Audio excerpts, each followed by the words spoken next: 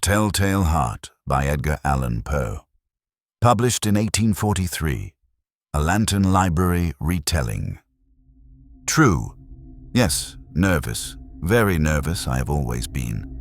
But why would you call me mad? Madness? No. My senses were not destroyed. They were sharpened. Above all was my sense of hearing. I heard all things in heaven. I heard many things in hell. How then can you say I am mad? Listen carefully. You will see how calmly, how clearly, how logically I can tell you the whole story. It's impossible to say how the idea first entered my brain. But once conceived, it haunted me day and night. There was no motive, no anger. I loved the old man. He had never wronged me. He had never insulted me. I had no desire for his gold. It was his eye. Yes, this was it. One of his eyes resembled that of a vulture, a pale blue eye with a cloudy film over it. Whenever it looked at me, my blood ran cold. And so, slowly, gradually, I made up my mind to take the life of the old man and thus rid myself of the eye forever. You think me mad? A madman knows nothing. But you should have seen me. You should have seen how wisely I acted, with what caution, with what foresight, with what skill I went to work. I was never kinder to the old man than during the whole week before I killed him. Every night, about midnight, I turned the latch of his door and opened it. Oh, so gently. And when I had made an opening wide enough, I put in a dark lantern, closed tightly so that no light shone out. Then I thrust in my head. Would a madman have been so wise as this? And then, when my head was well inside, I slowly opened the lantern, oh so cautiously, until at last a single thin ray fell upon the vulture eye.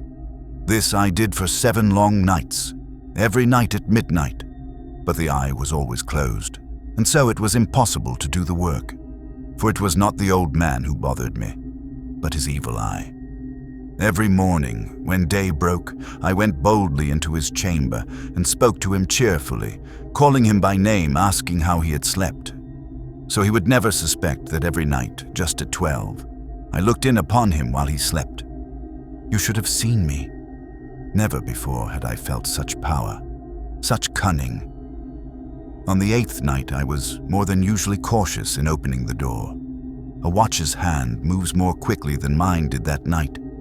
Never before had I felt my own powers, my wisdom, so strong. To think that I could open the door little by little, while he not even dreamed of my secret thoughts or deeds. I could hardly contain my feelings of triumph. But then my thumb slipped on the metal fastening of the lantern. The old man sprang up in bed, crying out, "Who's there?" I kept still and said nothing. For a whole hour I did not move a muscle. In the meantime, I did not hear him lie down again. He was still sitting up in bed, listening, just as I have done, night after night, listening to death watches in the wall. Soon I heard a slight groan, and I knew it was the groan of mortal terror. It was not a groan of pain or grief. Oh no, it was the low, stifled sound that rises from the bottom of the soul when it is burdened with dread. I knew the sound well. Many nights at midnight, when the world slept, it had welled up from my own chest, deepening with dreadful echoes, the terrors that distracted me. I knew what the old man felt, and I pitied him, though I secretly laughed. I knew he had been lying awake ever since the first slight noise, since he first felt my presence in his room. His fears had been building. He tried to think them baseless, but could not. He tried to reassure himself, whispering, "It's only the wind in the chimney. It's just a mouse crossing the floor. It's merely a cricket chirping." But he found it all in vain. All in vain. For death had already stalked him with its black shadow, and its silent influence made him feel, though he could neither see nor hear, that my head was within the room. When I had waited a long time, very patiently, without hearing him lie down, I decided to open the lantern. Just a crack. So I opened it, you cannot imagine how stealthily, until at last a single dim ray, like the thread of a spider, shot from the crevice and fell full upon the vulture eye. It was open, wide open, and I grew furious as I gazed upon it. I saw it with perfect clarity, with that hideous pale film over it. My blood boiled. And then a new sound reached my ears, a low, dull, quick sound, much like a watch makes when wrapped in cloth. I knew that sound too. It was the beating of the old man's heart. It grew louder, louder every instant. The old man's terror must have been extreme. Do you mark me well? I've told you I'm nervous, so I am. And now, at the dead hour of the night, amid the dreadful silence of the house, that strange sound drove me to uncontrollable rage. It grew louder, louder, louder still. The old man's heart thumped faster, louder until I thought it must burst. And now a new anxiety seized me. The sound might be heard by a neighbor. The old man's time had come. With a loud yell, I threw open the lantern and leapt into the room. He shrieked once, only once. In an instant, I dragged him to the floor and pulled the heavy bed over him. I kept still, listening. The heart beat on for many minutes, louder and louder, until at last it stopped. The old man was dead. His eye would trouble me no more. If you still think me mad, you will not think so when I describe the wise precautions I took. The night waned, and I worked hastily, but in silence. First of all, I cut off the head, then the arms, then the legs. I took up 3 planks from the flooring of the chamber and placed everything beneath.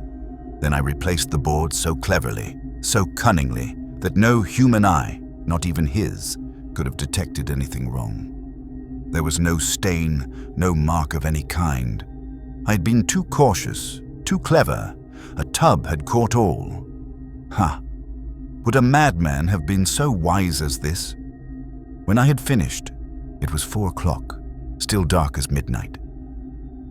As the bell sounded the hour, there came a knocking at the street door. I went down to open it with a light heart, for what had I now to fear? 3 men entered, introducing themselves politely as officers of the police.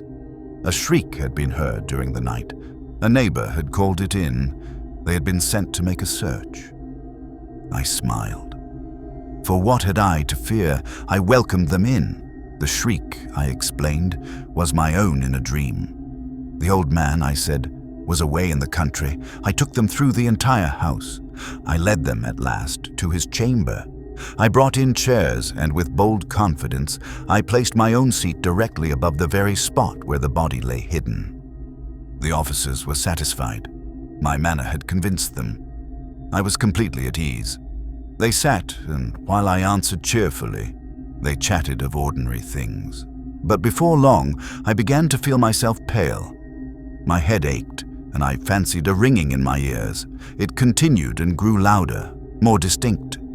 I talked more freely to get rid of the feeling. But it persisted. Louder, louder, still louder. I rose, pacing the floor. I argued about trifles in a high voice with violent gestures, but the sound increased. Why would they not leave? I paced to and fro with heavy strides, as if excited to fury by their conversation. But the sound increased. Oh God, what could I do? I raved, I cursed, I swung my chair upon the boards, but the noise grew over all and still increased. It grew louder, louder, louder, and still the men talked pleasantly and smiled. Was it possible they heard not? Almighty God, no, they heard, they suspected, they knew, they were mocking me. I could bear those hypocritical smiles no longer. I felt that I must scream or die. And now, again, louder, louder, loudest. "Villains!" I shrieked. "Stop pretending!" I admitted. "Tear up the planks. Here, it is the beating of his hideous heart, and so I confess. Do you still call me mad? Ha! I tell you, the beating of his heart will not stop. Even now I hear it, pounding, unending, louder with every breath I take.